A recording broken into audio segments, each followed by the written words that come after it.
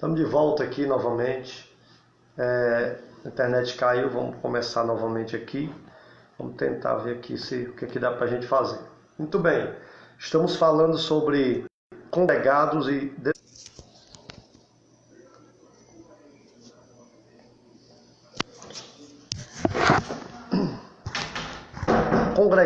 desigrejados. A internet está caindo, mas vamos tentar aqui na medida do possível, né? Os amados perguntando aí se é correto ficar em casa, congregar apenas em casa. Nós vamos ver aqui no Velho Testamento a questão de um povo do Egito que estava aprisionado, passaram 430 anos aproximadamente aprisionado no Egito por conta de uma desobediência. A Bíblia diz que Moisés, lá no Êxodo capítulo 3, que Moisés é chamado pelo próprio Deus para buscar aquele povo que havia se perdido no meio do caminho, porque aquele povo começa a clamar por socorro. No entanto, ali forma uma congregação. E o que é uma congregação? Uma congregação é um ajuntamento de pessoas, tá certo? A congregação é um ajuntamento de pessoas com o mesmo propósito. Então, às vezes nós vemos aí o prefeito da cidade, o governador, ali tem um ajuntamento de pessoas, né? É uma congregação de pessoas que estão congregando no mesmo local para um propósito. Qual é o propósito ali? O propósito é aplaudir as propostas do governo, aplaudir as propostas do prefeito. Isso aí chama-se congregar, tá certo? Então, no Velho Testamento, a conexão melhorou agora, meus amados. No Velho Testamento, nós vamos ver aí Moisés resgatando o povo do Egito, a congregação de Deus, tá certo?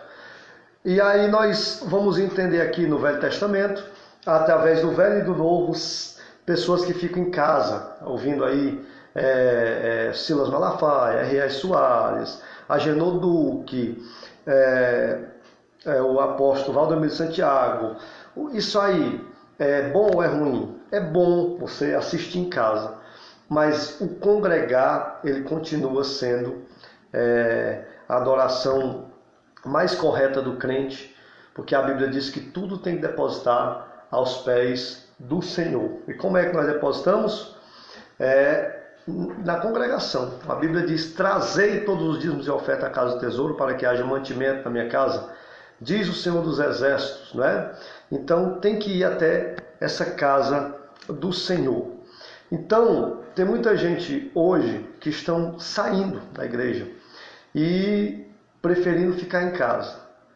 É correto? Vamos ver biblicamente o que a Bíblia vai estar falando.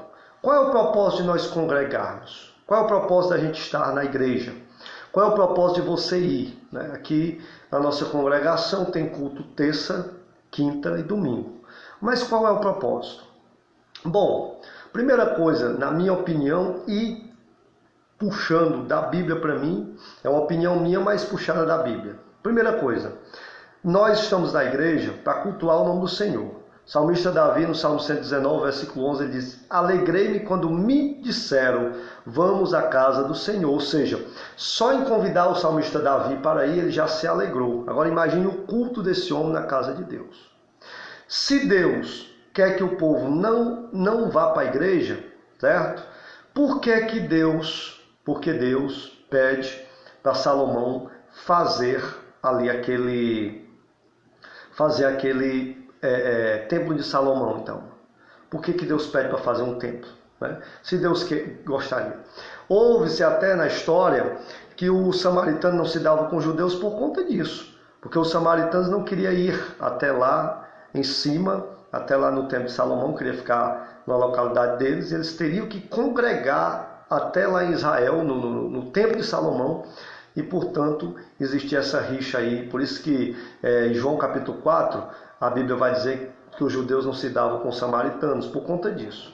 Então, nós vamos entender aqui. Atos capítulo 7, versículo de número 48, a Bíblia vai falar o seguinte aqui, ó. Atos capítulo 7, versículo 48. Mas o Altíssimo não habita em templos feitos por mão de homens, como diz o profeta: o céu é o meu trono e a terra é o estrado dos meus pés. Que casa me edificareis, diz o Senhor, ou qual é o lugar do meu repouso? Não fez a mim, a minhas mãos, todas essas coisas?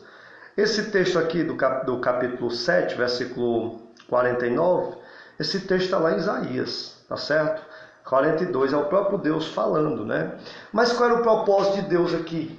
Não é para a gente congregar, não é para a gente ir para uma congregação, para uma igreja, como a gente chama, que a igreja somos nós, é claro, mas o templo.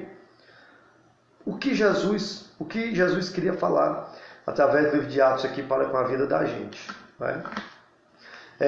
Em Atos capítulo 17 também, nós vamos ver aí, versículo 24, ele também vai falar sobre isso, ele vai repetir a mesma frase. Capítulo 17, versículo 24, ele diz: o Deus que fez o mundo e tudo que nele há, sendo ele Senhor do céu e da terra, não habita em templos feitos por mãos de homens. Vamos analisar o contexto. A Bíblia diz que o apóstolo Paulo chega aqui em Atenas e o povo estava adorando um deus Baal, deus da chuva, deus do sol, Artaxerxes, deus do sol, deus da lua. O outro estava adorando Astarote, né? Baal, Azera. E o Paulo olha um altar que não tinha nada, né? E ele diz: esse altar aqui é o altar do Deus desconhecido, é o altar daqueles que adoram em espírito e em verdade, é o altar em que não precisamos de uma imagem de escultura para que a gente possa ver para crer. Bem-aventurado aqueles que que verem e que não viram, mas creram. Então, o apóstolo Paulo aqui está falando desse Deus desconhecido, e ele está dizendo: Deus não habita em templos feitos por mão de homem, ou seja, não tem como você pegar uma imagem de Deus e colocar ali, porque não representa a grandeza dele. É isso que o apóstolo Paulo estava querendo representar aqui nesse capítulo 17 de Atos, né? Então não tem como nós levarmos a coisa, pegarmos um versículo isolado e aplicar, e achar que é daquele jeito. Então no Velho Testamento nós vamos ver aí Deus falando com Josué para conduzir o povo até a terra prometida, Josué e Caleb. Logo após nós vamos ver aí o povo se perdendo no meio do caminho, Juízes capítulo 7, 6 e 7. Nós vamos ver aí um homem chamado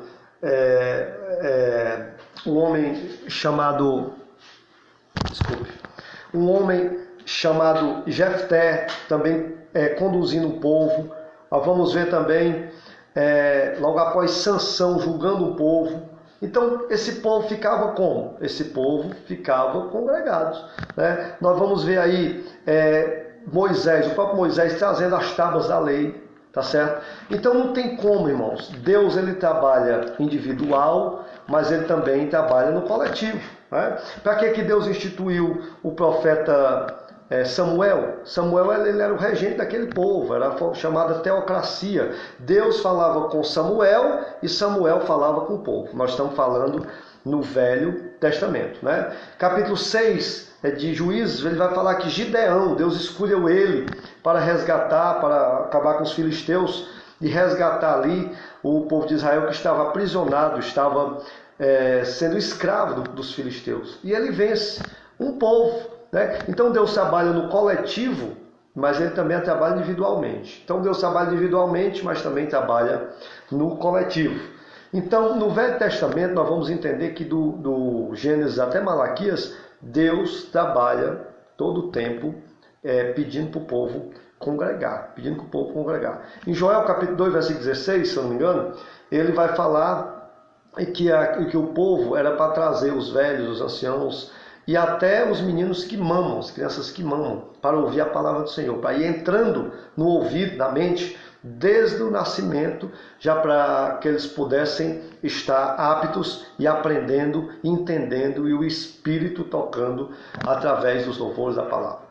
Eu quero dizer outra coisa para os amados. Muitas vezes a gente pensa que não ir para a igreja é uma coisa interessante, né? Eu não vou ficar aqui assistindo um louvor, uma pregação pela internet. Mas não tem como clima, não tem como a gente pegar na mão do irmão. Como é que a gente vai dar a paz do Senhor, se o apóstolo Paulo diz que é para a gente dar a paz do Senhor, o Pedro diz. Saudar com o ósculo santo, né? Como é que vai saudar? Não tem como. Vai saudar pela televisão? Fica um negócio artificial. fica um negócio morto. Então, Jesus ele está dizendo que nós temos que permanecer na mesma comunhão. Como é que eu vou ter comunhão pela TV? Como é que eu vou ter comunhão de longe? Comunhão se tem de perto, a caminhar 2 milhas. Então isso vai totalmente quebrando na contramão. Como é que nós vamos servir o reino de Deus? Eu tenho uma frase que eu sempre digo: eu só sirvo a Deus se eu servir ao meu irmão. Eu só sirvo a Deus, o reino de Deus, se eu servir a alguém. Eu só sirvo a Deus se eu estiver servindo ao meu próximo. Então, se eu estou fazendo a coisa de longe, ou só vendo a coisa, não tem como a gente congregar e dizer que está sendo uma coisa boa. Tá certo? Muito bem. Então, o povo de Israel passaram 40 anos no deserto e o homem chamado Moisés, desses 40 anos, ele trabalha com um negócio chamado tabernáculo, que foi até ensinado isso aí na escola bíblica, que eles montavam a tenda, eles montavam ali o local do sacrifício e eles faziam os cultos ali. As 12 tribos, elas funcionavam ali, uma espécie de guardiões, outra espécie, os levitas, o que fazia o trabalho aí de sacrifício, era onde vinham os sacerdotes, somos sacerdotes dessas tribos de Levi. E eu já falei uma vez aqui, eu vou falar de novo: levitas, não chamo cantor de levita, pelo amor de Deus. Levitas eram pessoas da tribo de Levi, são sacerdotes da tribo de Levi. Não só cantavam, ou tem gente da tribo de Levi que nem cantava, nem sabia cantar. Levitas são as pessoas que eram destinadas para morar na casa do Senhor. Então os levitas foram os únicos que não ganharam aí, de maneira alguma, uma parte de terra em Canaã. Só quem ganharam foram as outras 11 tribos. Eles ficaram para cuidar das coisas do Senhor. O próprio Deus vai dizer lá em Deuteronômio: os levitas são meus. Né?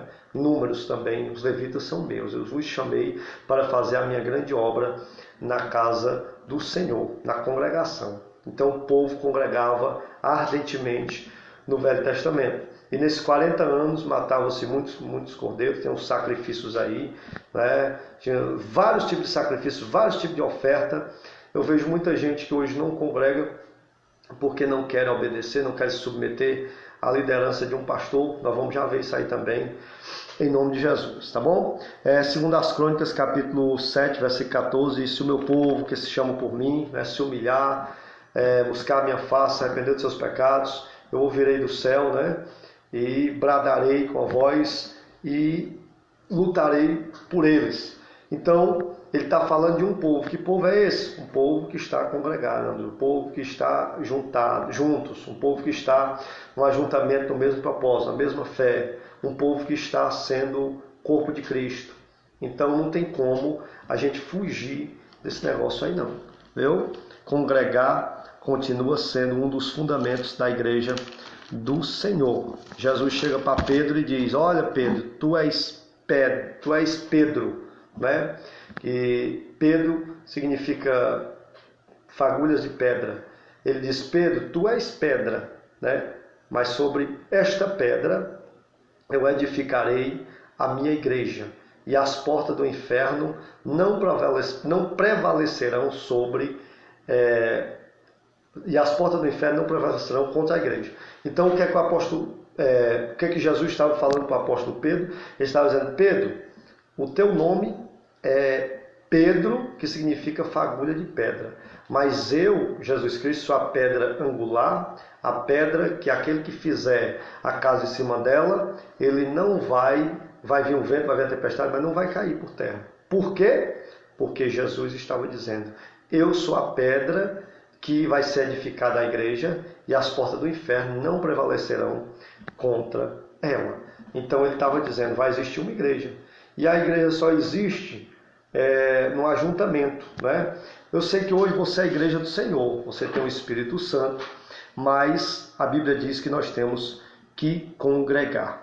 Muito bem, no Novo Testamento, para a gente correr aqui, Jesus nasce, e aos 8 dias de nascido, Jesus vai até o templo para ser apresentado, né? Por que não mudou? Nós já estamos no tempo da graça. Quando Jesus nasce, acaba-se o tempo da lei e começa o tempo da graça. Se ficou para a gente não congregar na época da lei, na época da graça, Por que que Jesus foi apresentado então no templo? Por que que Jesus foi levado então, Lucas 2:22, né? Por que que Jesus foi apresentado então no templo?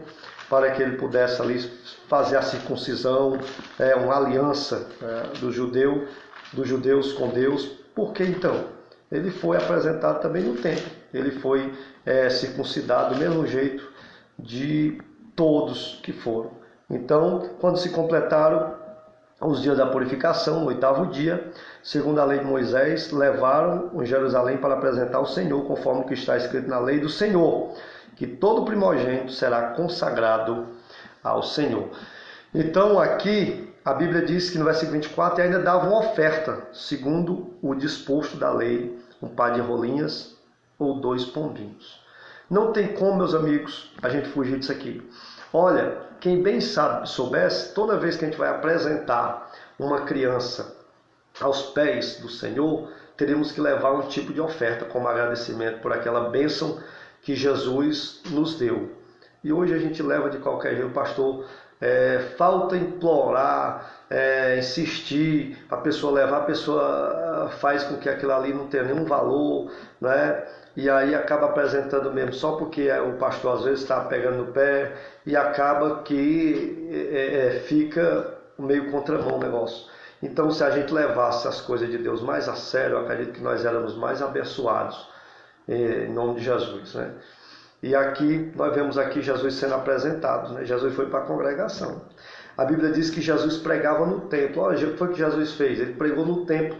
A Bíblia diz que com 12 anos ele calou os doutores da lei. Ele calou o Sinédrio. O que era o Sinédrio? Era o grupo de religiosos que regia a lei. Era 71 membros. Ou seja, eles regiam a lei. Era 35 para cada lado. Se por acaso algum ficasse empate, 35 a 35, tinha um, né? Era 36 a 35. Tinha um que decidia o voto maior aí. Era o chefe da sinagoga principal, tá certo? Então, Jesus prega no templo com 12 anos de idade, ele cala a boca dos doutores. No templo, Jesus também ele vai para o templo e ele vai e diz assim, ele expulsa os cambistas de lá que estavam vendendo animais dentro do templo. E ele disse, a casa de meu pai não é comércio. Espera aí, a casa de meu pai. Jesus não habita em templo feito por mão de homens e Jesus está dizendo, a casa de meu pai não é comércio. Como é que fica?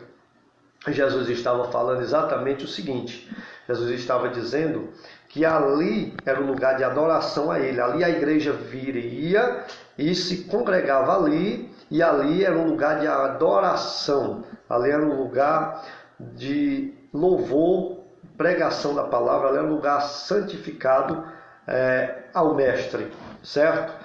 Mas por que eu quero chegar bem aqui? A Bíblia diz que Deus não habita em ter feito mão de homens. Como assim? Porque Deus não cabe, irmãos. Deus não cabe dentro de um templo feito de cimento e de barro e de areia. Deus não cabe.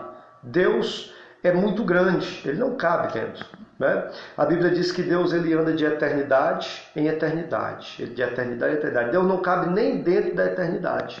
Então não tem como Deus caber dentro de um templo feito por mão de homens. O que Paulo estava querendo dizer aqui era fora, não tem sentido levar por esse lado aí. Em Atos 7, ele estava querendo dizer que a grandeza dele é grande. Nós vamos ver Isaías capítulo 6 aqui. A Bíblia diz que o trono dele está num alto, Isaías viu ele num alto e sublime trono, ou seja, muito distante de uma igreja, de uma congregação, de um templo, né? No ano em que morreu o rei Uzias, eu vi o Senhor assentado sobre um alto e sublime trono, as orlas do seu manto enchiam o templo, né?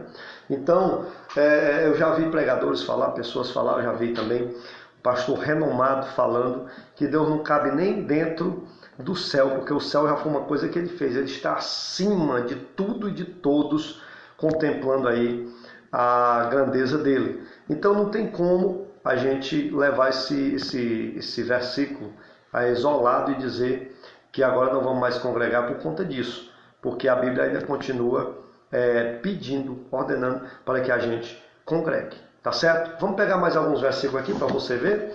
Eu separei aqui algumas coisas para que a gente possa tirar a dúvida.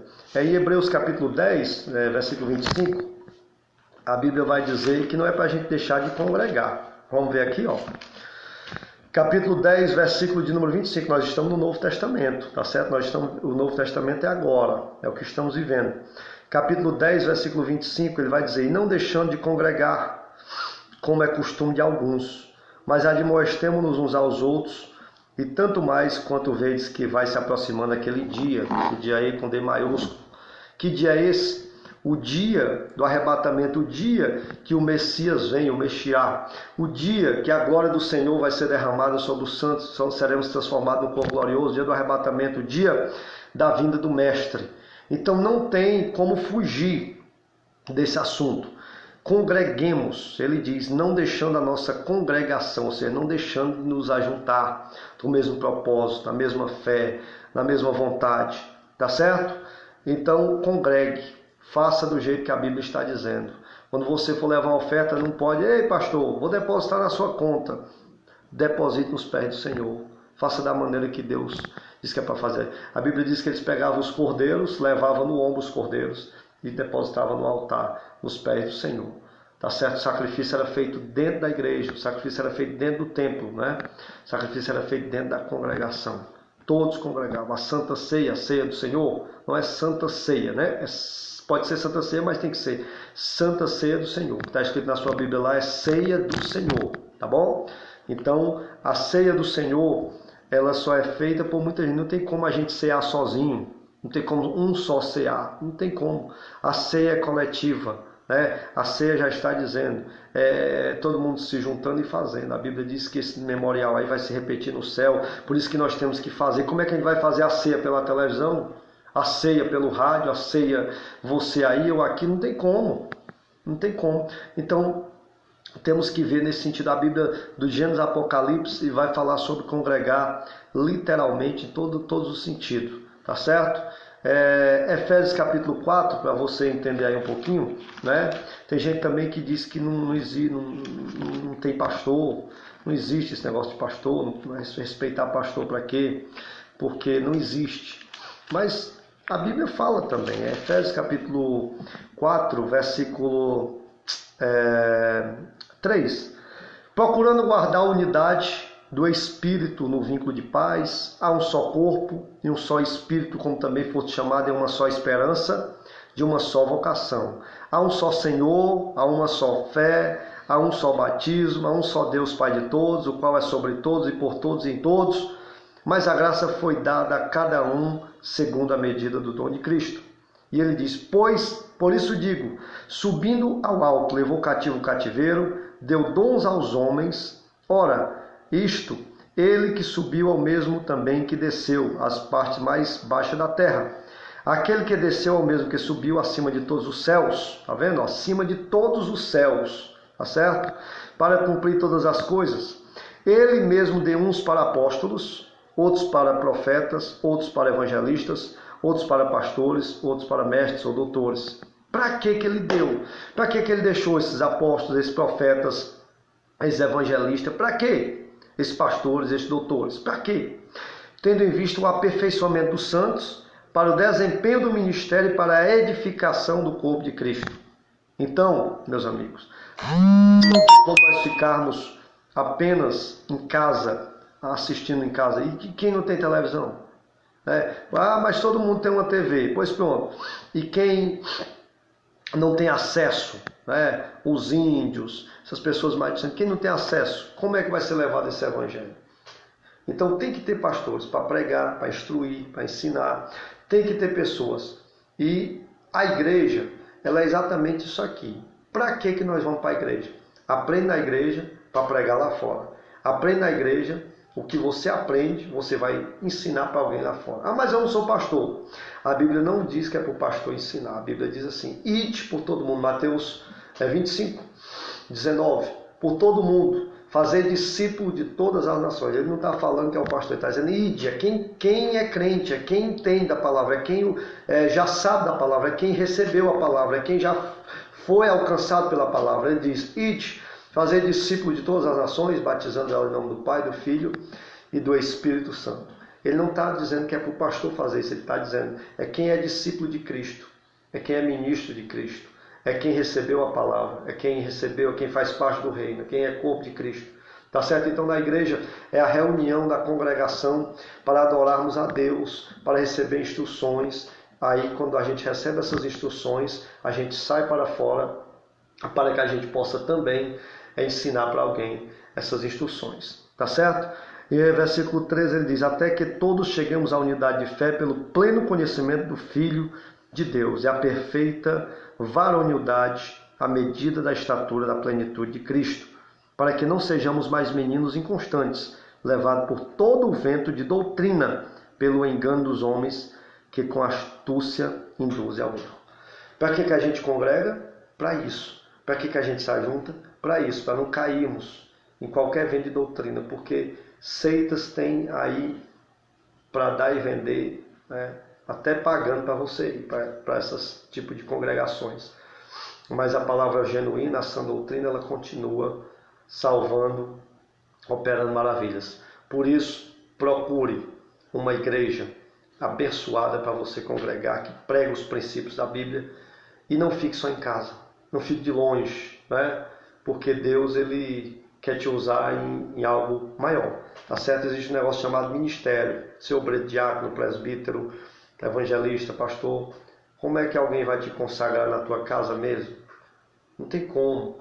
O reino de Deus ele tem que ser expandido, ele tem que crescer, ele tem que jorrar, respingar em outras nações, em outros lugares.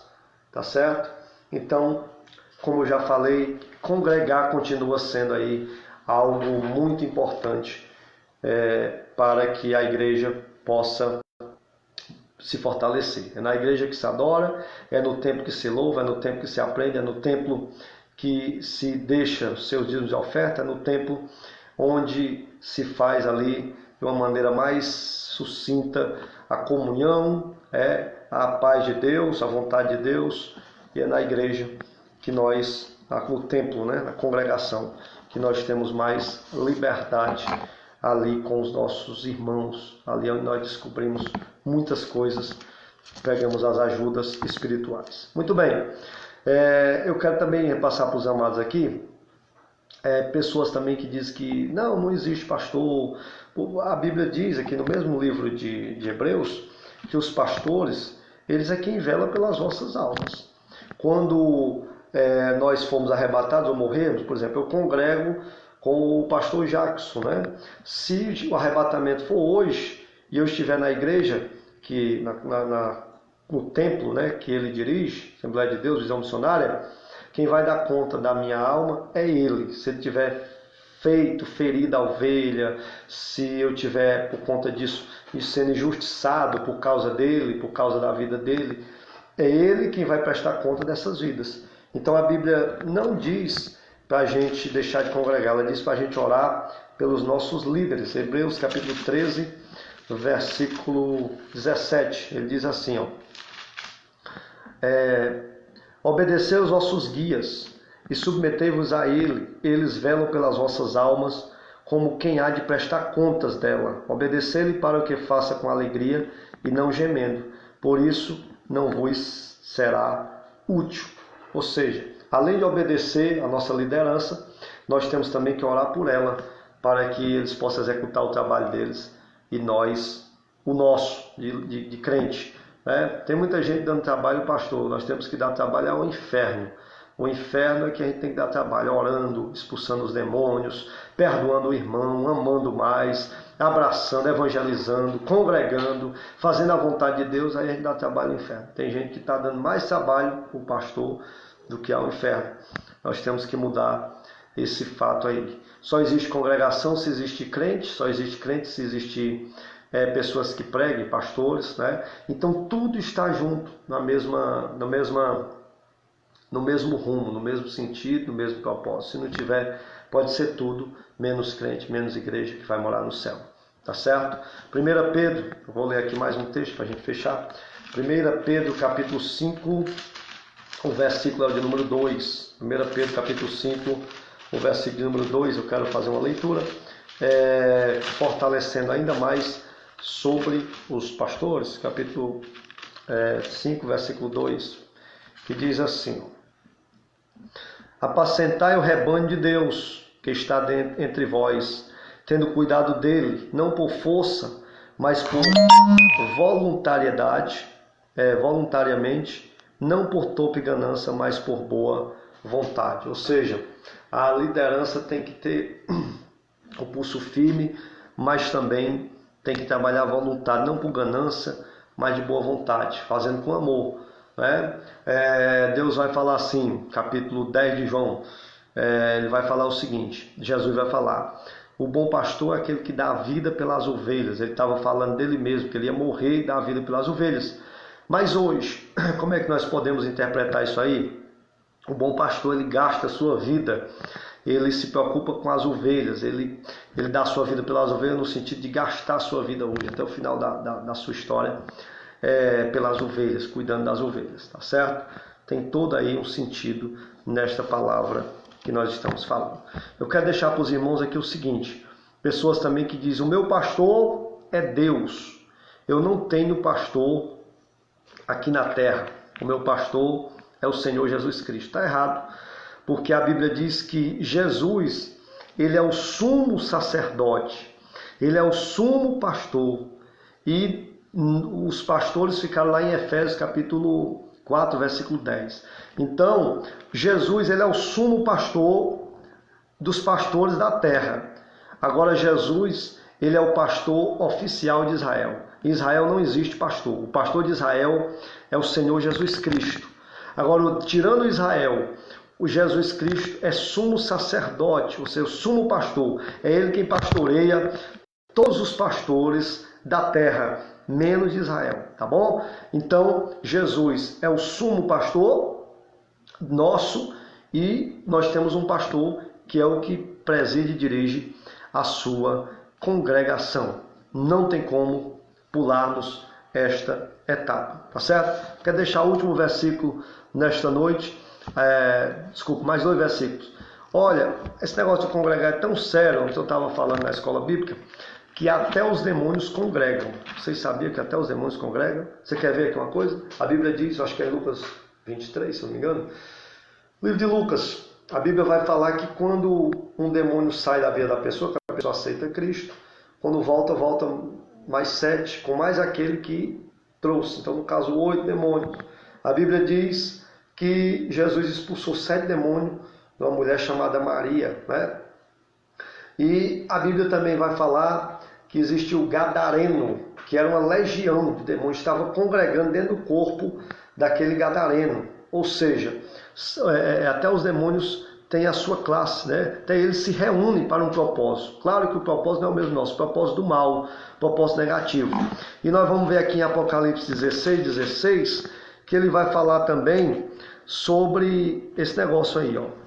Capítulo 16, versículo 14. São espíritos de demônios que operam sinais e vão ao encontro dos reis de todo mundo a fim de congregá-los para a batalha naquele grande dia do Deus Todo-Poderoso. Eis que venho como ladrão, bem-aventurado aquele que vigia e guarda as suas vestes para que não andar nu e não se veja a sua vergonha. Então congregaram os reis no lugar chamado em hebraico Armagedon. Então o povo, aqui a gente está falando da batalha do Armagedon. Depois que Jesus arrebatar a igreja, vai ficar um povo aqui. E esse povo, o anticristo, vai fazer aí o seu templo, vai levantar o templo de Salomão, como se fosse um homem muito poderoso, que ele será mesmo, e vai levantar o templo de Salomão. E todo culto de judeu tem uma cadeira vazia. Eles colocam uma cadeira vazia, que aquela cadeira ali representa a cadeira do Messias, de Jesus, tá bom? Então essa cadeira vazia, depois a gente pode, na outra live a gente fala, quando o anticristo quiser sentar nela, que ele vai querer representar a Cristo, até na sua trindade satânica, né? Que é o falso profeta, o anticristo e a besta, ele vai querer sentar nessa cadeira e os judeus não vão aceitar. Vai começar essa perseguição contra Israel e aí todos os reis, todo o povo do mundo inteiro vão se reunir para derrotar Israel. E aí a hora em que os próprios demônios que estão soltos, o diabo vai ordenar para que eles chamem ou esse povo, esses reis, e congregue nesse vale chamado de Vale do Armagedon, e todos os demônios estarão congregados ali, com o propósito de quê? De sitiar aquela cidade de Israel e de destruir o povo de Israel. No entanto, acontecerá aí a vinda do Senhor Jesus Cristo, que vai guerrear e vai destruir esse povo aí, esses reis. Mas os próprios demônios estão aí fazendo esse trabalho de convite, essa campanha, né? Não podemos dizer que é um evangelismo, porque evangelismo é quem faz para o evangelho, né? O evangelismo do mal aí, sei lá, eles chamam para congregar, e quando eles congregam, se reúnem ali, vão querer guerrear contra o povo de Israel. Então até os demônios aí têm sua parte, né? O negócio é complicado, o negócio é sério. Então nós, como crente, a cada dia temos que nos fortalecer. A igreja de Atos era uma igreja que sempre congregou, uma igreja linda, uma igreja maravilhosa, que é a igreja primitiva chamada, né? Capítulo 2 de Atos, versículo de número 37 diz: E ouvindo eles, compungiram-se em seu coração e perguntaram a Pedro e aos demais apóstolos: Que faremos, irmãos? E disse-lhe Pedro: Arrependei-vos a cada um de vós e seja batizado em nome de Jesus Cristo para perdão de pecados e recebereis o dom do Espírito Santo. Versículo 39. A promessa diz respeito a vós, filhos, e a todos que estão longe, tantos quanto Deus nosso Senhor chamar. E com muitas outras palavras davam testemunho e exortavam, dizendo: Salvai-vos dessa geração perversa. E os que de bom grado aceitavam sua palavra foram batizados. E naquele dia agregaram-se quase 3.000 almas. Quase 3.000 almas aceitaram Jesus e foram congregar com Pedro, o apóstolo Pedro, os apóstolos. Tá bom? Eu falo Pedro porque Pedro era o líder ali, naquele momento. E perseveravam na doutrina, eles olhavam para dentro da Bíblia, tá bom? Na comunhão, comunhão é essa, só existe comunhão se estivermos perto. Longe não tem como saber qual é o propósito, comer junto, né?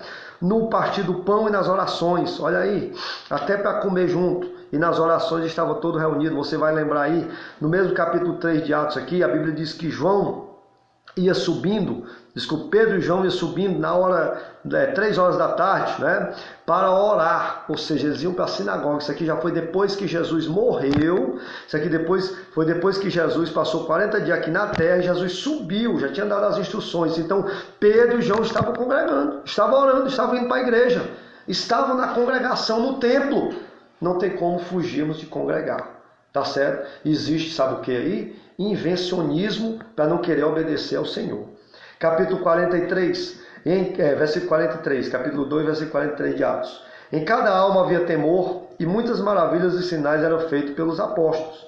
Todos os que criam estavam juntos e tinham tudo em comum, e vendiam suas propriedades e bens, e repartiam com todos, segundo a necessidade de cada um. Tá certo? Perseveravam unanimemente todos os dias no templo, todos os dias no templo. Eles não congregavam às terça, quinta, domingo, não. Eles congregavam todos os dias de orar 3 vezes, 1 hora por dia. Galera, 3 horas por dia, 1 hora em cada vez. Perseveravam unanimemente todos os dias no templo e no partir do pão em casa, comiam junto com alegria e singeleza de coração. Meu irmão, está com dificuldade de ir para a igreja por quê? A igreja primitiva, a igreja dos apóstolos, a igreja que trouxe o evangelho para mim e para a tua vida, congregava todos os dias, participava de todos os dias das orações, a hora nona, a terceira, 3 horas da tarde. Todos os dias ele ia para o templo, os judeus oravam 3 vezes, 3 horas por dia. E o que está acontecendo com a gente? Estamos caindo, sei lá. A moda agora é ser desigrejado, é a moda. Hoje os crentes não, ser crente agora é ser gospel, agora tá chique, tá na moda. Não existe moda, irmão, existe Bíblia. O padrão é Cristo, né? Cristo nunca saiu de moda, Cristo nunca saiu saiu do propósito. Nós é que saímos do propósito dele, mas ele nunca deixou o propósito dele, tomou para si o propósito, dizendo: eu não vou salvar mais, eu não vou batizar mais, eu não vou agir mais. Não, Deus continua com o seu propósito. Deus não é uma vitrine para que a gente possa dizer que está na moda ou não esteja. Deus não é uma loja para que a gente possa olhar e dizer, agora o que está na moda é isso, está na moda é aquilo. Não, a palavra é nova, a palavra não se renova, porque ela nunca fica velha. Ela tem coisas do passado, do presente, do futuro e ainda coisas da eternidade. Então ela é nova todo dia. Então ela não tem esse negócio de moda, a moda é isso, a moda é aquilo. Não. Ela tem padrão, ela tem qualidade, ela tem uma reta, que é exatamente o caminho do céu. Não tem esse negócio de invencionismo. Então, firmado na palavra, capítulo 2 de Atos, versículo 47 diz, louvando a Deus e caindo na graça de todo o povo, e todos os dias acrescentava o Senhor à igreja aqueles que iam sendo salvos. Então, congregue, faça a sua parte. Hoje nós vemos muitas pessoas, além de não congregar, critica quem congrega. Nós vamos chegar aonde dessa maneira? Faça a sua parte. Se você não quer ir para a igreja, não vá, né? Mesmo você sabe da verdade, você não quer ir para a igreja sabendo a verdade, não vá. Mas não deixe que o seu irmão que está ali, que está sofrendo, que está precisando de uma ajuda, deixe ele ir. É na igreja o lugar da comunhão, do partir do pão, é na igreja o lugar da oração, é na igreja o lugar que tem cura, tem milagre, porque Jesus continua sendo o mesmo, ontem, hoje e eternamente. Eu louvo a Deus pela vida de todos, fique na paz do Senhor, que Deus vos abençoe em Cristo Jesus. Pai do Senhor, até a próxima, em nome de Jesus, tá bom?